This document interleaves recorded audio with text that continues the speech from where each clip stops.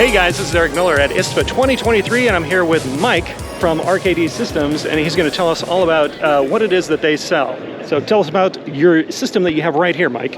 This system here is called the Ultra Prep, and it's much like a CNC milling machine. And what we do is we open up packages and we thin the silicon.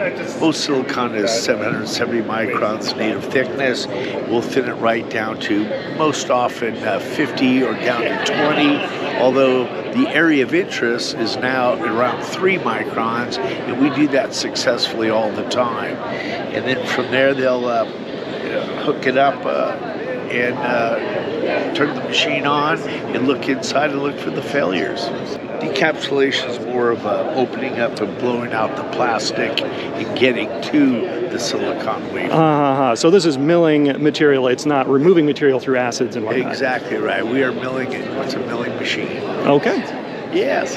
That's cool. So how can people find you online? RKDsystems.org.